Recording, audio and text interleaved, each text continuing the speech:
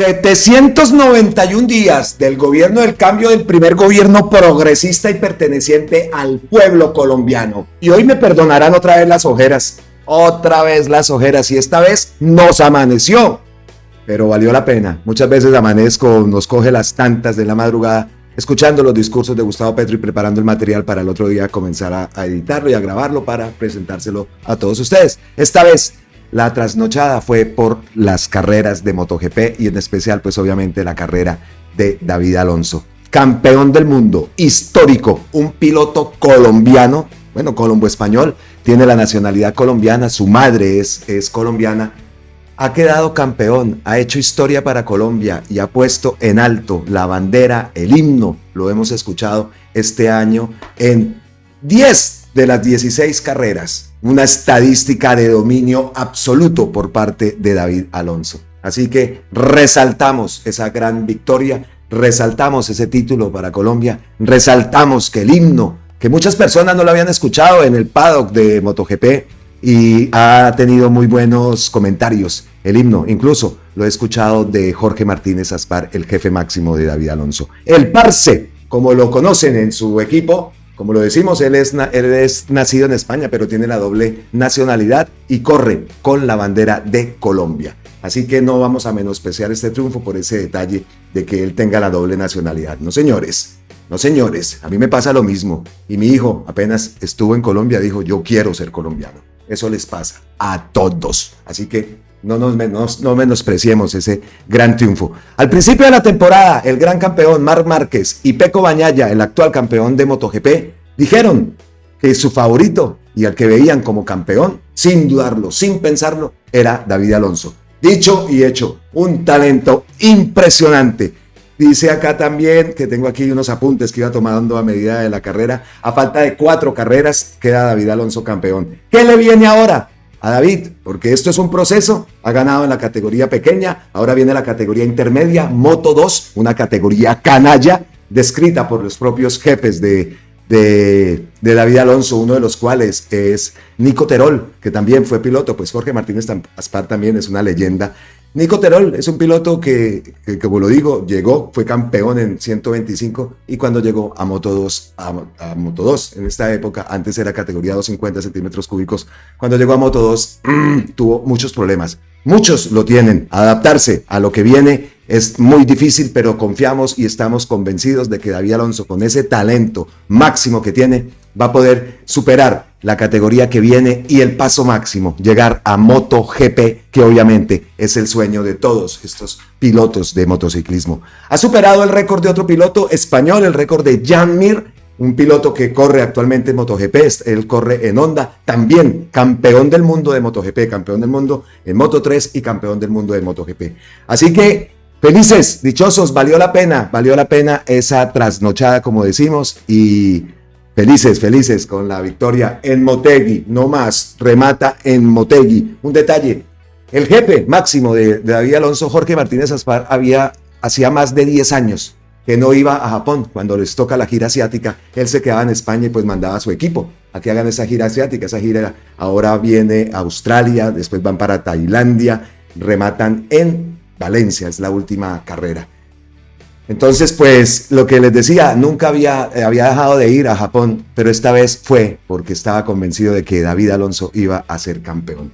Muy bien, y el compañero, el año entrante en Moto 2, repito, les comento, el campeonato que ha ganado David Alonso en Moto 3 son motores de 250 centímetros cúbicos, ahora pasa a una categoría que es Moto 2 y tiene motores de 756 centímetros cúbicos. Todos corren con el mismo motor, incluso el día jueves sortean los motores. Tú no corres dos veces con tu mismo motor. Es una categoría muy igualitaria. Los equipos trabajan mucho en la puesta a punto, en el setting que llaman, pero es una categoría canalla. Es una categoría donde muchos también han llegado de Moto 3, llegan a Moto 2 y se pegan un estancamiento. Sabemos que David Alonso tiene un talento máximo que va a superar y va a trabajar en este nuevo proyecto, en este nuevo reto que tiene la categoría de Moto 2. Entonces, pues, obviamente, celebramos acá esa victoria porque nosotros no nos pegamos y no nos montamos al tren de la victoria. Los que nos conocen desde hace tiempo, siempre he metido incluso saltándome la editorial del canal, porque el canal hablamos es de Gustavo Petro, el cambio y todo nuestro país, pues me he saltado a veces en la editorial y he metido el tema de David Alonso. Ustedes allá lo han visto, incluso lo han visto por ahí en las miniaturas. No nos montamos al tren, o como sea, pero lo único que podemos decir es que estamos felices de haber escuchado ese himno de Colombia en Motegi. Bueno, listo, eso era obviamente con lo que teníamos que comenzar el video del día de hoy. Me salto la editorial del tema del canal, pues que es el cambio, que es el gobierno del cambio y todo lo que tiene que ver, concierne con nuestro país, pero pues cómo no, si escuchas tú el himno en una pista importantísima para el mundo del motor, pues por supuesto que es parte también de esas cosas lindas que se presentan en nuestro país. Y ahora entrando ya en materia, en lo que tiene que ver con el título, el contenido principal de este video, y como siempre, ¿no? Trato, lo que repito varias veces, trato de que tenga la relación con el video anterior. En el video anterior vimos cómo Gonzalo Guillén da una clara descripción de Abelardo de la Espriella, el Pavarotti de la plaza de mercado de Montería. Increíble, ay Dios, Gonzalo Guillén, único. Bueno, pues tocábamos ese tema y los comentarios que había hecho y la defensa que había hecho el Pavarotti de la plaza de mercado de Montería, que había hecho de Luis Carlos Vélez y lo colocaba como el mejor periodista de Colombia. Hablaba del régimen y que el régimen había pedido la cabeza de Luis Carlos Vélez de Pollo Triste. También vimos una declaración que dio a Revista Semana donde hablaba que todos los cordobeses debieron haber actuado como Mancuso. Eso también lo dijo el Pavarotti de la plaza de mercado de Montería. Pues no quedó contento y ahora ha atacado a la vicepresidenta Francia Márquez por esa medalla, ese premio WAB Du Bois de Harvard, ese reconocimiento que le dio la Universidad de Harvard por esa lucha afro en Colombia. Recordemos pues que esta semana eso ha sido una de las noticias principales, obviamente. Entramos en contexto y nos devolvemos para la página de RTBC Noticias. Vicepresidenta Francia Márquez recibe la medalla WAB Du Bois en Harvard, un reconocimiento a la lucha afro en Colombia. Esta medalla se otorga a las personas en los Estados Unidos y a las personas en todo el mundo en reconocimiento a sus contribuciones a la cultura africana y a la cultura afroamericana. En una emotiva ceremonia celebrada el 1 de octubre en el Teatro Sanders de la Universidad de Harvard, Francia Elena Márquez Mina, vicepresidenta y ministra de Igualdad de Colombia, ha recibido la medalla WAB Du Bois en un reconocimiento que resalta sus significativas contribuciones a la cultura africana y afroamericana. Márquez se convierte así en la primera latinoamericana en ser galardonada con este prestigioso honor, que ha sido otorgado a académicos, artistas y líderes de diversas áreas a lo largo de los años. Durante su discurso de aceptación, Márquez Mina hizo un poderoso llamado a la unidad global, instando a mujeres y hombres a trabajar juntos por una sociedad más justa, más equitativa. Nuestros esfuerzos siempre deben ir encaminados a impulsar la paz y la justicia social. También llamó a las mujeres del mundo a seguir levantando nuestras voces para que paren todas las guerras, declaró la alta funcionaria, resonando con la experiencia vivida por tantas madres que sufren por la violencia y por la guerra. También Francia, sabemos todos que ha vivido de cerca las consecuencias del conflicto armado en Colombia, dedicó la medalla a su familia, a su comunidad de Yolombo y a todo el país. Ese es el contexto de la noticia que se produjo esta semana. Entonces, recordamos ese gran premio que ha recibido Francia Márquez. Entonces, aquí viene el Pavarotti de la plaza de mercado de Montería. Y dice, la decadencia del presumido mundo académico que privilegia el poder y las agendas políticas por encima del saber. ¿Ah? La formación, el estudio y la disciplina se plasma crudamente en lo que Harvard se atreve a hacer con Francia Márquez. Destacar la ignorancia y el desconocimiento, la ausencia de formación y de humanismo es una bofetada a la ciencia, al conocimiento, a la educación y corroboran la debacle de la Universidad de Harvard, que ha dejado de ser un claustro educativo para convertirse en un vulgar directorio politiquero, promotor de agendas contrarias a los principios de la investigación y de la razón. Muchos padres estadounidenses y otros tantos colombianos se esfuerzan para enviar a sus hijos a estudiar a Harvard. Pero antes de hacerlo, miren lo que allí ocurre y piénsenlo mejor. No malgasten ese dineral poniendo a sus hijos a alimentar una masa autómata a la que le imponen agendas ideológicas que promueven la decadencia de la humanidad. Qué miserable, ¿eh? Y termina con un hashtag: el comunismo es una plaga. Garzón.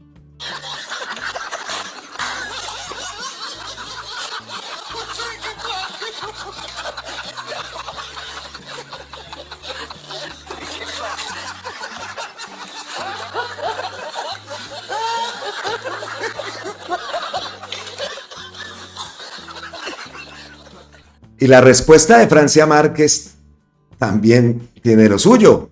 Dice Francia Márquez: ilustrísimo doctor Abelardo de la Espriella, la envidia es mejor despertarla que sentirla. ¡Llórelo! A mí lo que me da risa de todo esto es que semejante personaje, criticando la capacidad de liderazgo que tiene Francia Márquez, ¿no? Esa lucha también de Francia, que ha sido una guerrera durante toda su vida, y viene a hablar este pelafustán ¿cuáles son los logros de su carrera profesional? Una oscura carrera. Insignificantes, definitivamente. Bueno, Romarosa dijo, después de esto, dice Romarosa: no lo había visto. ¡Qué poema! Y traigo a Romarosa porque es parte de lo que publica en su cuenta de X. Y ojo, que ya aquí nos ponemos un poco más serios. O serios, porque vea lo que dice Romarosa. Me dicen que la sección quinta del Consejo de Estado, ojo con la denuncia que hace Romarosa, hay fuerte lobby para que se caiga el cargo de Luz Adriana Camargo. Habrá que solicitar las bitácoras de entrada a la sección, justo cuando adoptó las medidas en caso Odebrecht, Aval y Justicia y Paz. Viene demanda contra Eijas. Consejo de Estado, Sala de lo Contencioso Administrativo, sección quinta. Magistrada ponente Gloria María Gómez Montoya. Esto es lo que publica el gran abogado Romarosa. Referencia a nulidad electoral. Demandante Harold Eduardo Súa Montaña. Demandada Luz Adriana Camargo Garzón como fiscal general de la Nación. Tema sobre el control por vía de excepción, artículo 148 de la ley 1437 del 2011. Admisión de la demanda y decisión de la medida cautelar. Procede la sala a pronunciarse sobre la admisibilidad de la demanda presentada contra el acto electoral de la señora Luz Adriana Camargo Garzón como fiscal general y la solicitud de suspensión provisional de sus efectos.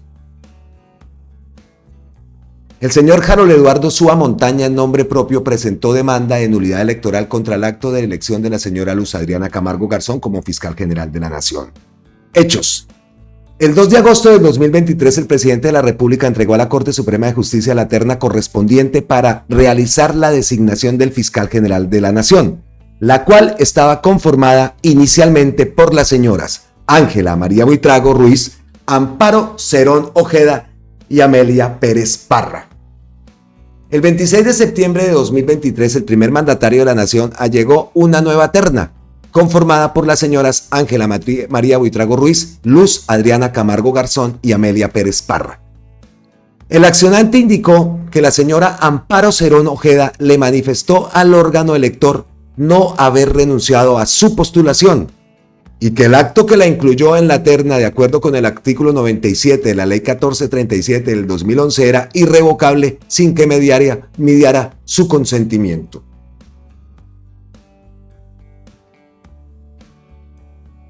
Conforme a ello, reseñó la parte actora que el máximo tribunal de la jurisdicción ordinaria le advirtió a la ex candidata que el único habilitado para modificar la terna era el presidente.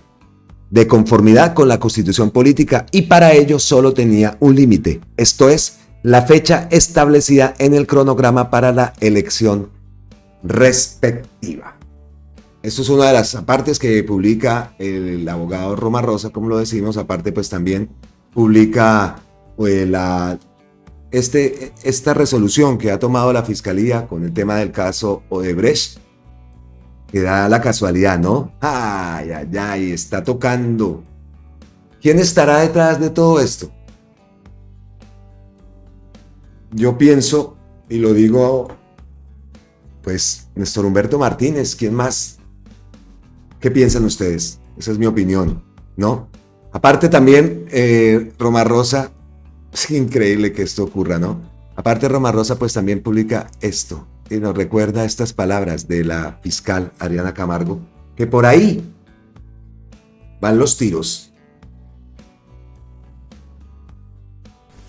Desde la Fiscalía General de hoy, somos conscientes que las principales deudas del modelo de justicia y paz con la sociedad se concentran en la falta de resultados en la investigación de los financiadores del paramilitarismo, en la persecución de bienes con fines de reparación a las víctimas y en el hallazgo e identificación de las víctimas de desaparición forzada.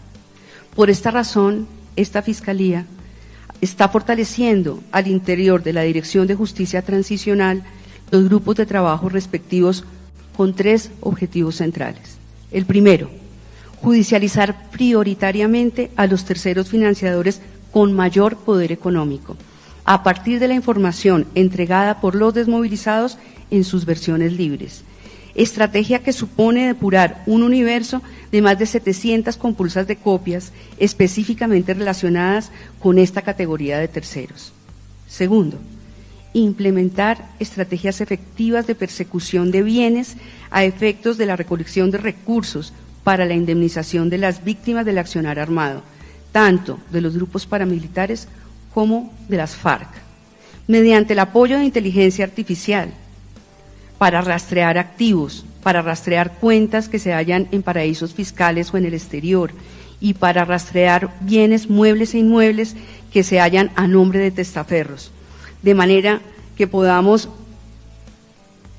atender a esa obligación de indemnizar a indemnizar a las víctimas y que los desmovilizados cumplan con la obligación de hacerlo tal y como la adquirieron. Ah, pero pues claro, por supuesto, por ahí vienen los tiros, ¿no? Y recordemos también el ataque sistemático de la bruja del Pasquín contra la fiscal Camargo. Recordemos eso. Y la defensa, la fuerte defensa que hace del Matarife. Increíble, increíble. Entonces, entendemos lo que quiere decir Romarosa y por qué Romarosa ha posteado esto. Está todo relacionado y perfectamente relacionado. Y esta semana, ¿no? El 8, el martes. El martes es dizque la votación del CNE. Así que todo parece indicar que lo que viene esta semana va a ser una semana dura. Así que vámonos preparando.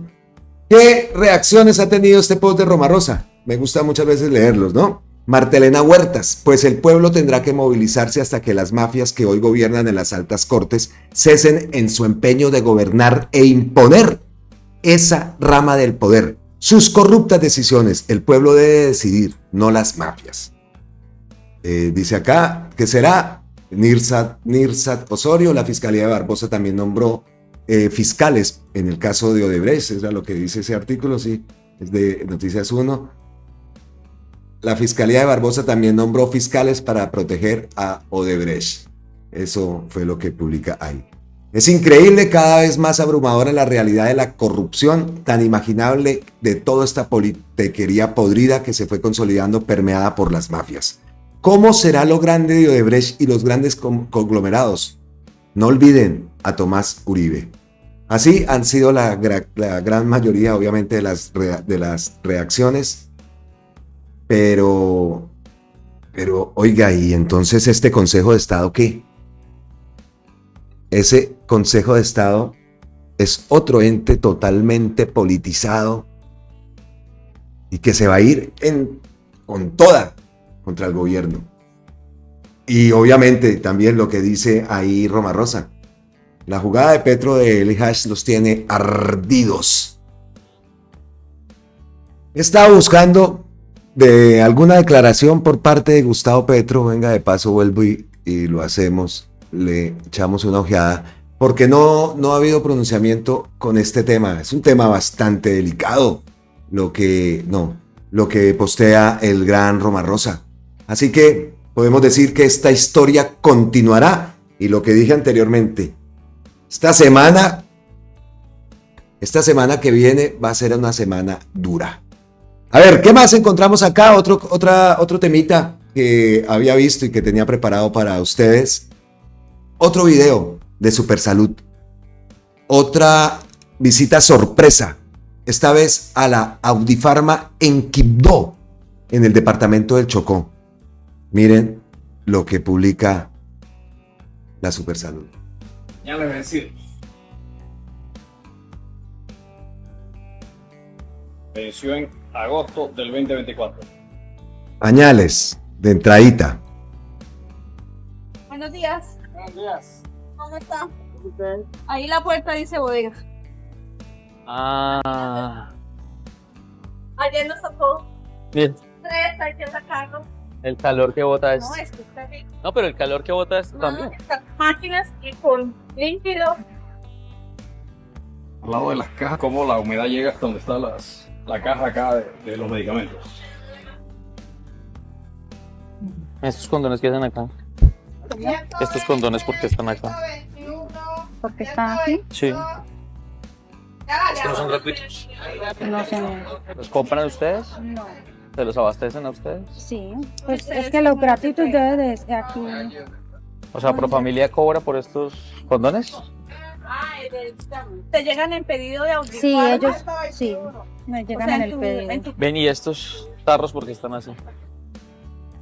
eso lo vamos a devolver. Los van a devolver, pero están acá todavía.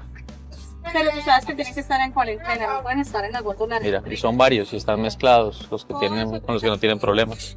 Pero si el problema no puede, señor, porque ustedes no autorizan debido a la falla tecnológica del sistema, autorizan la entrega. Porque hay excepciones. Sí, hay excepciones, pero en este caso no hay excepción porque después de la autenticación El sistema no te deja entregar. ¿Ustedes tienen la fórmula? Entonces sí vamos a hacer la entrega, pero le vamos a hacer la entrega de la siguiente periodo, de la sexta, como dices tú, y vamos a cuadrar la siguiente. Te sigue solucionando. Medicamento de dexametasona. Medicamento vencido. O sea, la droga que está aquí se supone que es para entrega. Increíble, ¿no? Medicamentos vencidos, pañales vencidos, productos dañados, productos no en buenas condiciones, mezclados con los productos buenos, condones que se los cobran, o no sé cómo es el tema de los condones y Profamilia. Y todo esto, eso es en el Chocó. Es igual, esa imagen. La vimos en Bucaramanga también con esa visita sorpresa. Y me han escrito que las cosas en Bucaramanga siguen igual. Y eso ha sido así toda la vida. Toda la vida. Ahora es que uno ve estos videos. Pero hace cuántos años, 10 años, la misma situación. La misma con otros protagonistas, con otras EPS, pero la situación de la gente, la misma. La misma, exacto. Es que no veo qué diferencia tenga esto a cuando hace varios años, por ejemplo, que yo lo pasé personalmente con el tema de mi mamá. O que todo lo que veíamos, nomás cuando uno iba a ir a una cita médica o algo, no se veía eso, que la autorización para la cita médica, que la autorización para tal, una fila eterna, la gente peleando, el celador peleando. Igualitico. Es que es lo que defienden, ¿qué es lo construido? Que hacer sobre lo construido. ¿Qué es lo construido? Eso. Es que eso no es de ahora. Y ahora que esas mismas EPS han descubierto todos los desfalcos que hicieron a la plata de la salud de los colombianos, entonces amenazan, presionan. Vean los medicamentos en temperaturas. Imagínense por ahí en Quibdó, el calorzote. Humedad, calor, así. Y si no, pues tómese un ibuprofeno. Es impresionante, de verdad, que esto llama la atención y ¡guau! ¡Guau! Pero así ha sido siempre. Así ha sido siempre. Y en Bucaramanga, por ejemplo, lo que yo vi y lo que yo viví, y vean, y me han escrito, no ha cambiado absolutamente nada. Así que destacamos esos videos, esas caídas sorpresa de Supersalud, pero que no nos sorprenden. Nos sorprende es ver a alguien que haga eso. Alguien que llegue y diga, oiga, ¿qué está pasando aquí? Eso es lo que nos sorprende, porque el resto es lo mismo. Esas situaciones y esos casos es igualito. No ha cambiado absolutamente nada. ¡Ay, Dios! Bueno, llegamos entonces a las ñapitas de este contenido, un contenido corto, un video de domingo. Como lo digo, estamos preparando energías, también estamos trasnochados por el tema de las carreras, que no solamente fue la de David Alonso, después la de Moto2, después la de MotoGP, que ese campeonato está buenísimo. Entonces, entramos a las ñapitas. Las ñapitas del día de hoy, más que ñapita, es un placer para nosotros, obviamente, leer una columna de Lucero Martínez Casab.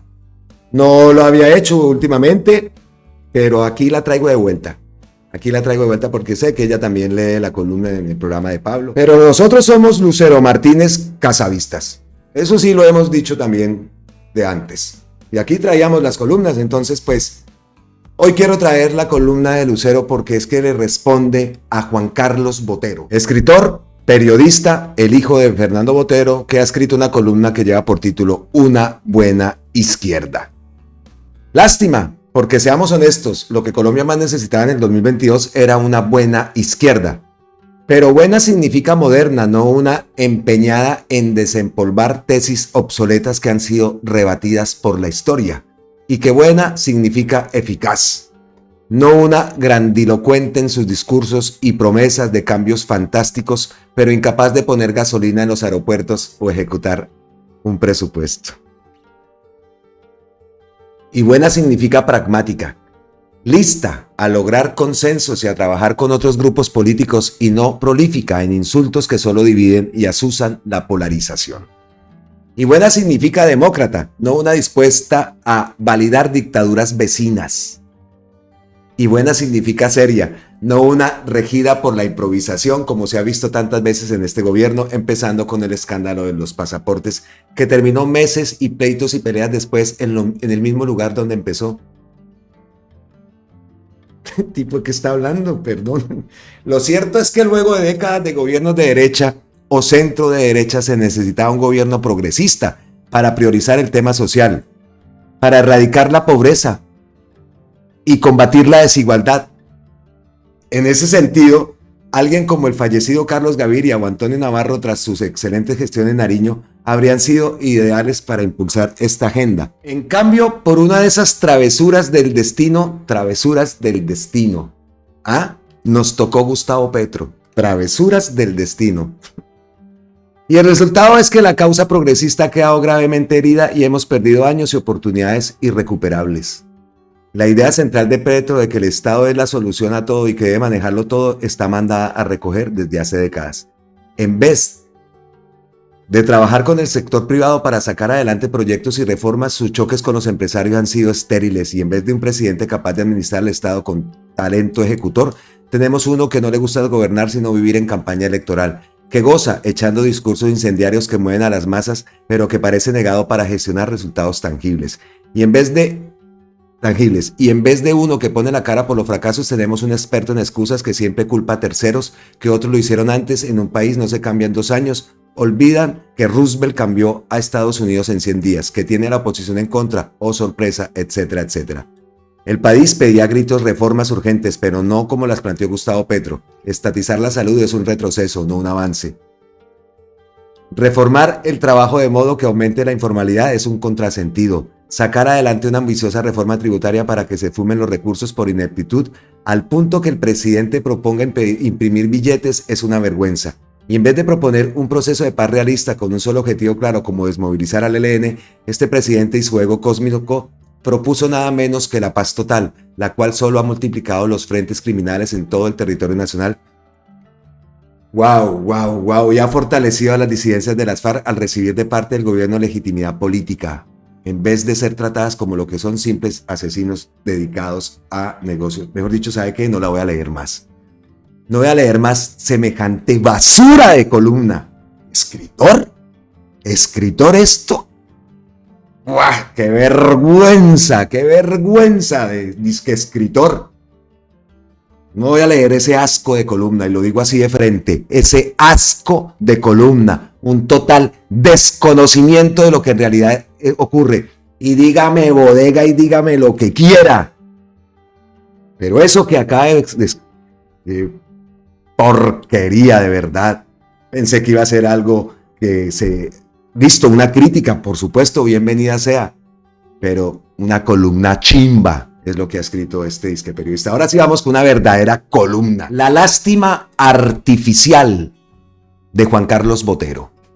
Se pensaría que quien fue hijo de dos personas cultas, con alto grado de compromiso con sus respectivas profesiones, rigurosas como lo fueron Gloria Sea y Fernando Botero, ella, graduada en Filosofía y Letras, gran impulsora de la cultura al más alto nivel en el país, quien entre tantas labores dirigió al Museo de Arte Moderno de Bogotá e impulsó como nadie la ópera. Ese bello arte que los reúne a todos. Y él, un pintor que a punta de tenacidad descolló como uno de los grandes de Colombia con gran repercusión en el exterior. Digo, un hijo así podría escribir su columna con un mayor profesionalismo, precisión y veracidad sobre el tema elegido, el gobierno de Gustavo Petro. Además, porque Juan Carlos es un escritor leído, culto. Su texto, La Buena Izquierda, en su contenido es falso de principio a fin. Juan Carlos Botero escribe generalidades para poder denigrar al gobierno Petro. No hay una sola precisión, un solo dato, nada concreto. Quien la lea, la leímos, y no se haya informado durante estos 2 años sobre la presidencia de Gustavo Petro, creería firmemente que el columnista tiene razón. Pero si la persona que lo lee lo hace con atención, percibirá que la inteligencia humana puede ser tan artificial como la inteligencia informática. ¿Por qué? Porque al leer esa columna queda la sensación de que el escritor hubiera dado la orden: Alexa, escribe una columna como si Petro no hubiera hecho nada en sus 2 años de gobierno. Pero realmente la escribió Botero. Una pieza hueca, insustancial, artificial, con la mala fe de un humano, porque el columnista tiene a su alcance toda la formación y todos los medios para enterarse verídicamente de los hechos de este gobierno. Pero no lo hace, deliberadamente no lo hace. Si accediera a cualquier portal en internet, le saltarían las noticias desde diversas fuentes contando los errores y también los grandes y numerosos aciertos del presidente Gustavo Petro. El autor expresa una supuesta lástima porque, según él, este gobierno no ha sido de una buena izquierda.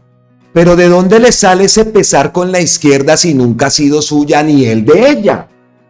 Hay personas que tienen el olfato para montarse en cierta corriente artística, científica o política que, por la rebeldía que puede implicar, emana un encanto que atrae. Y a la rebeldía de Gustavo Petro se le han sumado oportunistas de todos los pelambres, desde zarrapastrosos que resultaron en el Senado hasta veleidosos de la derecha. La rebeldía, ya lo sabemos, es taquillera. Como diría mi amigo Diego Marín Contreras, el más agudo columnista que tuvo el periódico El Heraldo. También escribió una vez sobre quienes posaban de rebeldes. Ay, así de fácil, ¿me vas a decir que eres rebelde si has vivido aquí como si vivieras allá? Digo, en Harvard o en la Javeriana, aislado, protegido, aséptico, sin calle, sin sangre, sin sudor, sin alma. No los alcanza la maestra vida, de modo que viven en maqueticas conceptuosas de la realidad. La simpatía de Botero por la izquierda es fingida, es aprovechamiento porque no tienen su vida hechos vividos con esta corriente política. En cambio, los tiene todos para ser un neoliberal con el convencimiento político de que el Estado está pasado de moda y que hay que mandar al pueblo a echar bala para solucionar el problema de la guerrilla. Si una cosa nos demostró la pandemia es que un Estado débil no puede enfrentar grandes catástrofes porque las entidades privadas no harán nada, como no lo hicieron dejando morir a millones de seres humanos en el mundo en el 2020. Es el Estado, la institucionalización de una virtud humana que nos ha permitido permanecer en la tierra. La solidaridad. El Estado es para ayudar a los menos favorecidos. Es un ente imprescindible para regular la codicia de la élite que, si no se expande día a día, sufre porque dice que está perdiendo. Creo que China no se ha enterado de que, según Botero, la idea del Estado está mandada a recoger. El presidente Petro está rescatando las funciones que la Constitución le otorga a la presidencia y a las demás entidades del Estado, que los anteriores gobiernos las estaban volteando hacia un Estado fascista. Lo que el presidente está haciendo es poner al país a seguir las leyes como son y reactivando la producción de todas las esferas del conocimiento, desde la agricultura, la ciencia, la tecnología, etc., con contratos, salarios y prestaciones justas, variables del capitalismo. Botero critica que no ha habido eficacia. Eficacia es un gobierno que rápidamente y sin importarle las consecuencias políticas asume de manera responsable las deudas que dejó Duque, que construye con el ejército puentes de un día para otro para que las poblaciones mantengan su comunicación, que decide que no hayan autopistas onerosas, pero sí acueducto para los pueblos del Pacífico, que ha construido 100 colegios nuevos, ha mejorado 500, que ha decomisado 567 toneladas de polvo blanco en el 2024, un 23% más que el 2023, que en abril de este año las exportaciones crecieron en un 17.9%, que incrementó el turismo en un 13.8%, que sacó de la pobreza a 1.600.000 personas, que los estratos 1 y 2 podrán obtener los pasaportes gratis y que el gobierno realizó una alianza con la Imprenta Nacional de Portugal para hacer los pasaportes y capacitar a la nuestra en esa fabricación en el futuro. Que rescata de manera inmediata a sus nacionales de la muerte en el Líbano. Ahí están todos los datos en internet, pero el columnista no se asomó ni por casualidad. Que Gustavo Petro no busca consenso. Ahí está la foto de los primeros días de gobierno de Petro, sentado con el poderoso jefe de la oposición buscando consenso, y en los medios también está el mandatario extendiendo su mano llamando al acuerdo nacional, las veces necesarias. Y ahí están las negativas de la oposición porque lo que ella desea es que se haga su voluntad y no la voluntad del pueblo a través del gobierno de Gustavo Petro.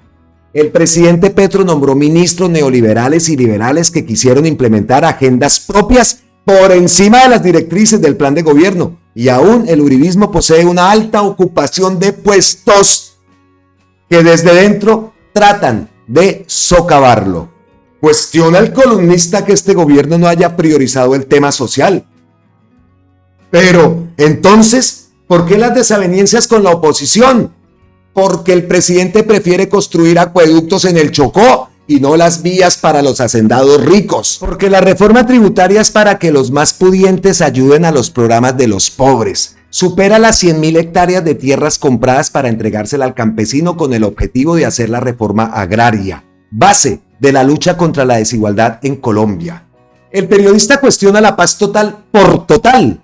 Señor columnista, nunca lo loable, la paz será demasiada.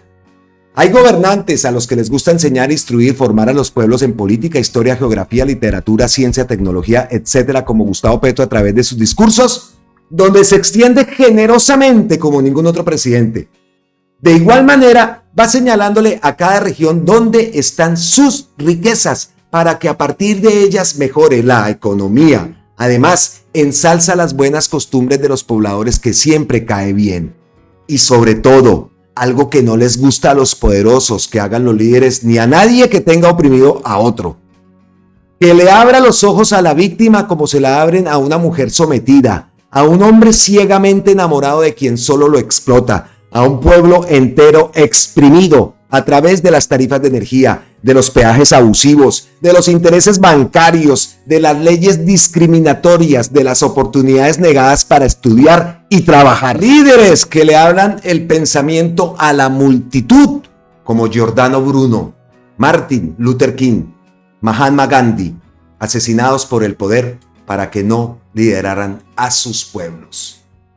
La oposición detesta la ética del presidente Petro y la vuelve en su contrario, que es la vía hacia la polarización, de manera que la polarización no lo hizo la derecha durante 200 años haciendo más pobre al pobre y más rico al rico, sino Petro, al liberar al pueblo diciéndole la verdad de cómo es la economía, los derechos de los trabajadores, la necesidad del tiempo libre para tener la felicidad de estar con la familia, como la tienen los ricos. No, señor Botero, la polarización no se acaba desde el lado de los pobres que lo han puesto todo. Es hora que los ricos pongan algo, porque se han lucrado los pobres 2 siglos. No es censurando los discursos libertadores del presidente Gustavo Petro, es reprochando la codicia de los explotadores, llamándolos a que se vuelvan más solidarios con los pobres. Eso sí sería un signo de simpatía por la izquierda.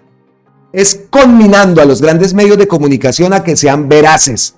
Para Gustavo Petro es un deber ético decirle la verdad a la gente. Por eso está haciendo una revolución cultural. Hubo otro tipo de presidentes que se pronunciaron, fue para denigrar, humillar y ofender al pueblo. El señor Botero, al mejor estilo de toda la prensa opositora que difunde mentiras e inexactitudes, quiere cambiar la verdad histórica de lo que ha sido la derecha, la que nos sumió en este desastre, con tal de desconocer que es el presidente Petro quien está poniendo de pie lo que la derecha puso patas arriba a lo largo de 200 años. Un presidente cambiando la Constitución para reelegirse, implicado además en asuntos jurídicos. Otro presidente involucrado en desfalcos y espionajes ilegales. Una fiscalía persiguiendo a los defensores humanos y defendiendo a los criminales. Una procuraduría destituyendo a alcaldes elegidos por voto popular y protegiendo a malversadores del erario. Cortes dictaminando en contra del pueblo. Policías deteniendo y torturando jóvenes, gobernadores, alcaldes, senadores, enriqueciéndose ilícitamente. Políticos robándose los bienes incautados. Los medios periodísticos vendidos a los ricos. Y si así está Colombia, que es un estado republicano, estaba pasando realmente a ser un estado bárbaro. La lástima de Juan Carlos Botero por la izquierda es falsa por sustracción de materia, porque nada se ha perdido. Ese es su deseo. Todo lo que se ha hecho en el gobierno Petro es ganancia en medio de un país inundado por el narcotráfico y la perversidad política, que es aquí un pleonasmo. Que ha habido errores, tropiezos, sí, pero que hacen parte del errar humano, no de la deformación ética que recorre a la derecha.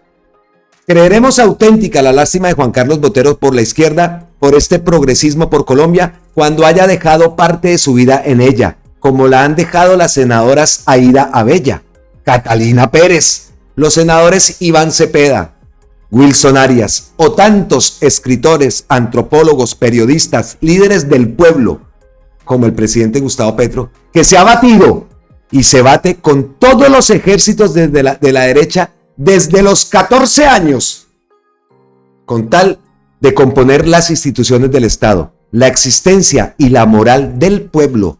Creeremos cuando haga mérito preparando su tema sobre este gobierno de izquierda tan concienzudamente como lo haría un buen escritor. Alguien que estudió ciencias políticas y filosofía, que asistió a la Universidad de los Andes, a la Universidad Javeriana, a Harvard.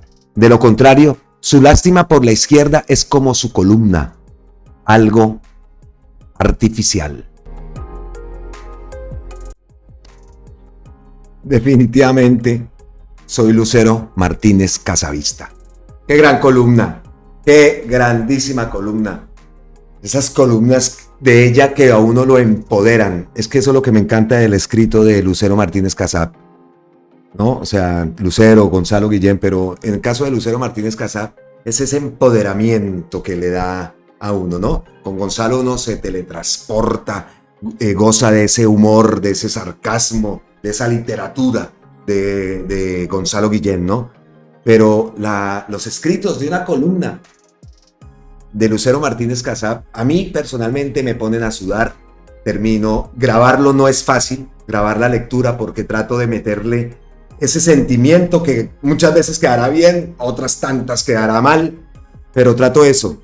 Por eso queda a veces como en clips, diferentes clips, porque trato de ponerle eso, le meto toda para leer semejantes columnas. Gracias, Lucero Martínez Casab, de verdad, por esa columna y por esa respuesta a esa columna basura, columna sin nada, nada de sustento, nada de nada. Como lo dice ella, parece que se la hubiera puesto a hacer a Alexia y hágame una columna hablando mal de Petro, sin el menor conocimiento de nada. Por eso decidí hasta ni leerla, pero bueno, leímos una parte, ¿no? Leímos una parte y nos dimos cuenta de que cualquier persona lee eso, listo, amigo, con eso sale a desinformar por todo. No es que lo escribió Juan Carlos Botero. Entonces por eso también quise hacer la lectura de ambas columnas. Bueno, llegamos entonces ya al final de este contenido, de este video. Como siempre, pues tengo que traer ñapita. Y la ñapita del día de hoy es emprendimientos que siguen cayendo. 1.3 toneladas de polvo blanco en la vereda La Colombiana, municipio de Tibú. En norte de Santander, ubicamos a una infraestructura para la producción de polvo blanco con 1.335 kilos del alcaloide, 99 kilos de base, 3.663 galones de insumos, en fin, 345 kilos de insumos líquidos. Un golpezote a esos emprendimientos. Y en Tibú, nada más ni nada menos que en Tibú, norte de Santander. Y revisamos la cuenta de Gustavo Petro y no, eso también, mire, lo acaba de repostear Gustavo Petro, ese emprendimiento que acaba de caer. Todos los días, día tras día.